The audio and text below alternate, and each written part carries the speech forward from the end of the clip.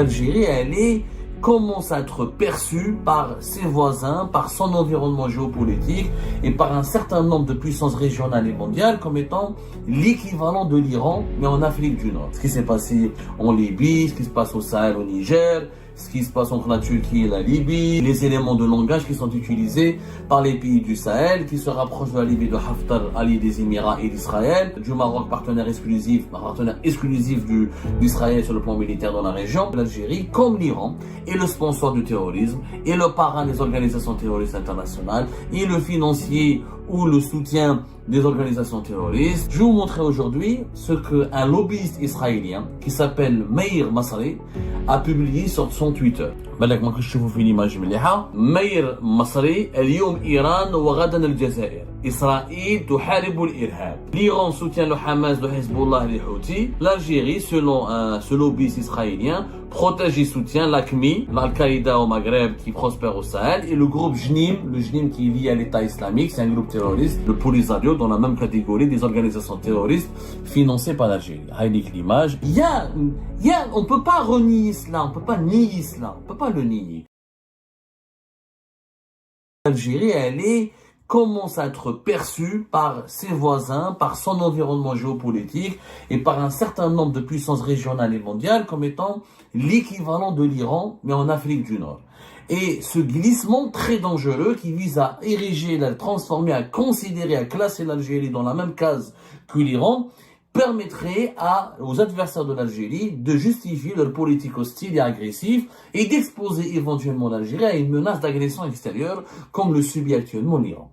Il y a eu des faits que nous avons abordés, que nous avons évoqués, ce qui s'est passé en Libye, ce qui se passe au Sahel, au Niger, ce qui se passe entre la Turquie et la Libye, ce qui se passe et les éléments de langage qui sont utilisés par les pays du Sahel, qui se rapprochent de la Libye de Haftar, allié des Émirats et d'Israël, et du Maroc, partenaire exclusif d'Israël sur le plan militaire dans la région. Ces éléments de langage qui consistent à dire que l'Algérie, comme l'Iran, est le sponsor du terrorisme, et le parrain des organisations terroristes internationales, et le financier ou le soutien des organisations terroristes, et l'agent de déstabilisation de la région, exactement les mêmes éléments de langage qui sont utilisés depuis des années contre l'Iran.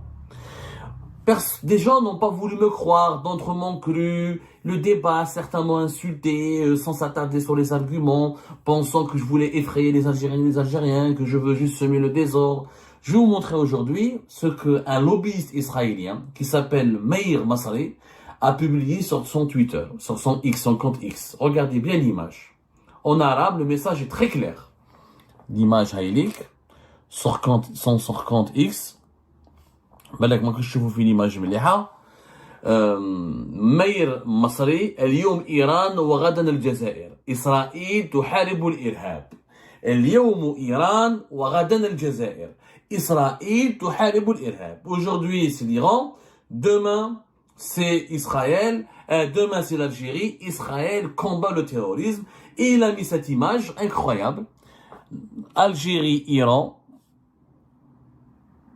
sur le même pied d'égalité. L'Iran soutient le Hamas, le Hezbollah et les Houthis. L'Algérie, selon ce lobbyiste israélien, protège et soutient l'AQMI, l'Al-Qaïda au Maghreb qui prospère au Sahel, et le groupe JNIM, le JNIM qui est lié à l'État islamique, c'est un groupe terroriste. Le JNIM, les accusations sont très graves. On va aller doucement. Le JNIM, c'est Jama'at al-Nusra wal-Islam wal-Muslimin, qui est une organisation salafiste et qui est très proche, qui était très proche d'Al-Qaïda au Maghreb islamique et qui est beaucoup plus proche en ce moment de l'État islamique. Enfin voilà, c'est des groupes terroristes armés. Vous savez, les allégeances de ces groupes islamistes changent chaque année, chaque mois, les rapports de force évoluent, etc. En tout cas, il s'agit de deux groupes terroristes qui sont très proches d'Al-Qaïda et de l'État islamique, surtout d'Al-Qaïda, on va dire. AQMI et le JNIM, jusqu'à preuve du contraire, il est proche d'Al-Qaïda et qui sèment la terreur et veulent conquérir des territoires entiers au Sahel. Et bien sûr, ce lobbyiste israélien, pour exciter encore davantage et provoquer les Algériennes et les Algériens et semer la zizanie entre les Algériens et les Marocains, a mis le Polisario dans la même catégorie des organisations terroristes financées par l'Algérie. Haïlik l'image utilisée par Meir Masri. Meir Masri, ce n'est pas n'importe qui en Israël. Là, ce n'est pas un simple journaliste ou un simple internaute ou un simple commentateur. Mir Masri, c'est un enseignant lobbyiste. Il est lobbyiste, il est docteur en géopolitique à l'université de Paris 8. Il est spécialiste du Moyen-Orient, maître de conférence à l'université hébraïque de Jérusalem, considéré en Israël comme expert en relations internationales. Il travaille auprès de plusieurs organismes importants étatiques israéliens. Il est le fondateur d'un lobby qui s'appelle le Middle East Pact, le pacte du Moyen-Orient, qui anciennement c'était l'association francophone pour les États, pour les études du Moyen-Orient. Et là, ça a été créé depuis février 2024 par un groupe de militants pro-israéliens francophones, dont le but était de propager les thèses favorables à Israël et de s'attaquer, d'expliquer les problèmes de l'insécurité et de la dictature et du sous-développement des pays arabes voisins par leur hostilité permanente à l'égard d'Israël. Meir Masri, il est très actif, il collabore avec l'Institut des Sciences Po de Toulouse et de Lille. Ils ont un siège social qui est à Paris, il est francophone et arabophone en même temps. Il intervient dans plusieurs chaînes d'information internationales, Al-Hurra, Sky News Arabe, Al-Arabiya, Orion News, sans parler des chaînes israéliennes, Al-Hadith, l'Arabia est très connu. Il a des livres, il est auteur de plusieurs ouvrages, d'une dizaine d'ouvrages. Il est très influent, c'est un chercheur, c'est un lobbyiste très très influent. Franchement, il travaille encore une fois comme consultant, il a conseillé plusieurs organismes israéliens, dont certains organismes sont des organismes sécuritaires, voire paramilitaires. Donc, Meir Masri qui publie ça, qui reprend exactement, subhanallah, nous on a tiré la sonnette d'alarme hier, et lui il reprend exactement la thèse que nous avons exposée dans notre émission, que nous avons déplorée. C'est que il y a un plan idéologique, politique, géopolitique, diplomatique et médiatique qui consiste à faire croire à l'opinion publique internationale que l'Algérie, c'est l'équivalent de l'Iran. Que l'Algérie, comme l'Iran, entretient une proximité inquiétante, troublante avec des organisations terroristes armées au Sahel. C'est dangereux. Pourquoi c'est dangereux? Cela démontre encore une fois qu'il y a un axe, qu'il y a un nouvel ordre régional qui se construit, que Israël et ses alliés, leur objectif est d'éliminer le régime iranien, et qu'après avoir décapité le Hamas et le Hezbollah, ils vont s'attaquer au régime iranien, ensuite ils vont éliminer les Houthis, avec la participation des Émiratis, des pays du Golfe et de l'Égypte et de la Jordanie, et de la Syrie aujourd'hui, qui est un peu de Syrie de Bachar al-Assad, elle est pro-turque, qui est très proche des pays monarchiques du Golfe. Israël donc va pacifier tout le Moyen-Orient, il n'y aura plus aucun régime hostile à Israël, et après le Moyen-Orient, les alliés d'Israël en Afrique du Nord, Maréchal Haftar, vont avancer pour conquérir le pouvoir, le Maroc, partenaire militaire d'Israël, et ensuite le Sahel, où les États du Sahel sont en train de nouer des alliances importantes avec le Maroc à l'ouest et le Maréchal Haftar à l'est, et même la Turquie qui était anti-Maréchal Haftar est devenue favorable au Maréchal Haftar.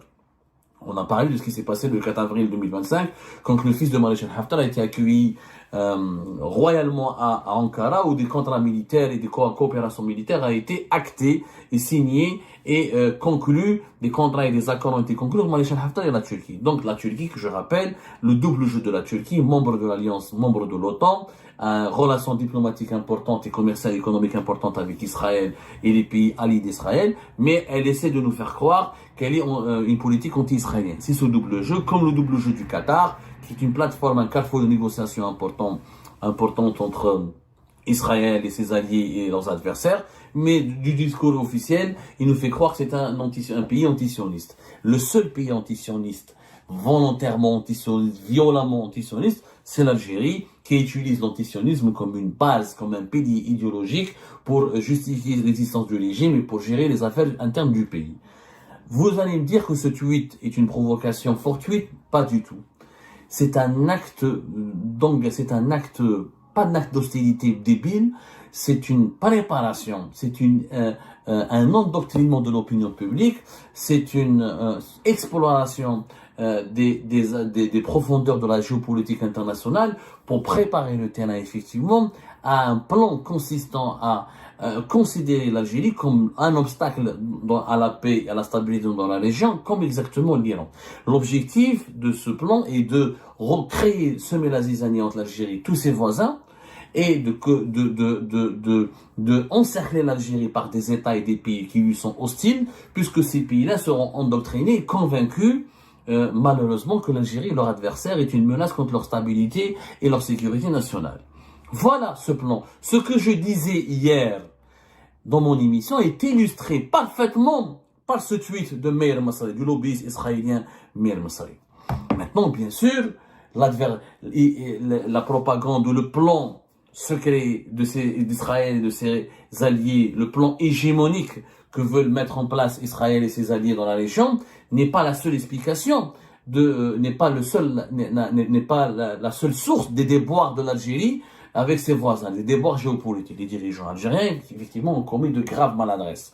Ils facilitent la mise en œuvre de ce plan machiavélique qui affaiblira, qui menace la sécurité nationale et la stabilité de l'Algérie, puisque l'Algérie, le régime actuel, le régime Tebboune, a tout fait pour construire des relations extrêmement envenimées, violentes, malsaines et inamicales avec nos voisins les plus importants, qui sont le Niger et le Mali, les États du Sahel avec le Burkina Faso, avec la plus grande partie des factions libyennes qui est la plus soutenue par les puissances mondiales qui est le maréchal Haftar, avec le Maroc voisin, et d'autres sensibilités, d'autres factions politiques dans la région qui sont devenues très hostiles aux autorités algériennes et à l'Algérie, parce que les autorités algériennes ont fait le choix de s'allier avec d'autres groupes très dangereux ou qui sont ou de miser sur des mouvements politiques ou des entités politiques qui n'ont pas un avenir prometteur, comme les groupes séparatistes Touareg ou comme certains mouvements islamistes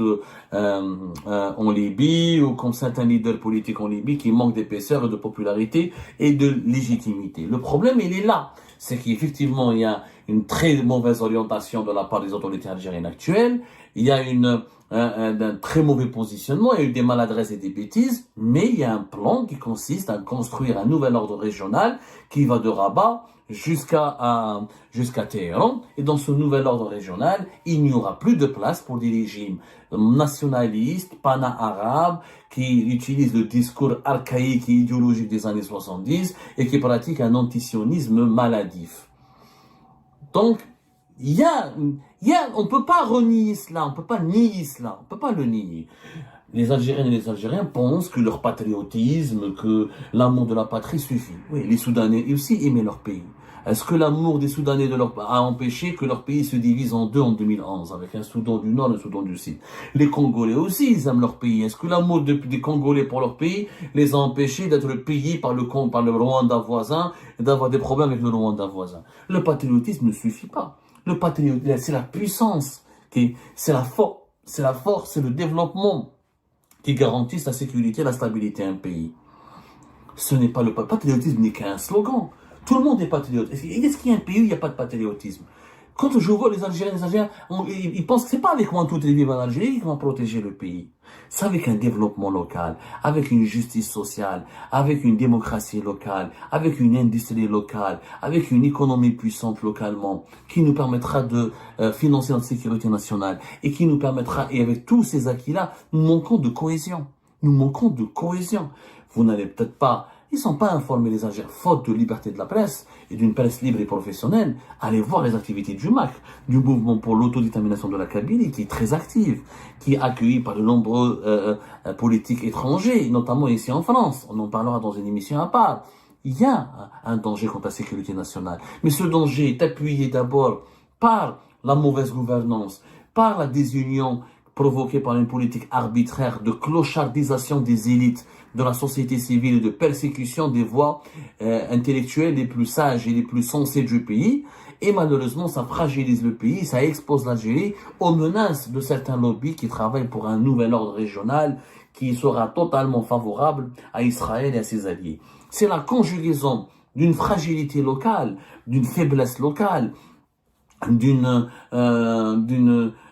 manque, d'une incohésion locale de l'Algérie avec ce plan, avec ces avancées de ces lobbies étrangers qui pourraient mettre l'Algérie dans une situation extrêmement périlleuse. Le danger, il est sérieux. La réponse ne sera pas avec des slogans ou des insultes ou des injures. La réponse doit avoir lieu avec des politiques de réforme, avec le renforcement du Rassemblement national, de l'unité nationale, la fin de la persécution de la société civile, le renforcement des liens entre les Algériennes et les Algériens et la marche rapide vers le développement pour assurer notre place sur la scène internationale, qu'on puisse être bien développé, autosuffisant dans des domaines clés et stratégiques pour qu'on puisse ensuite se protéger contre les menaces extérieures. Ça, on ne le fait pas. On est en train de sacrifier notre pays et de se fragiliser davantage de jour en jour et pour se transformer en une cible facile, en une proie facile de certaines puissances étrangères qui convoitent les richesses de l'Algérie et ses Je atouts. vous remercie, comme d'habitude, pour avoir suivi la vidéo jusqu'à la fin. N'oubliez pas de nous laisser vos commentaires, vos réactions autour du sujet et de vous abonner à la chaîne si vous n'êtes pas encore abonné. Je tiens à vous remercier aussi pour votre soutien à notre chaîne, pour vos encouragements, pour vos commentaires aussi nombreux et diversifiés. Je tiens aussi à remercier nos abonnés et les personnes qui nous suivent régulièrement. Sans vous, ça n'aurait pas été possible. Donc voilà, merci encore une fois et à la prochaine dans une nouvelle vidéo.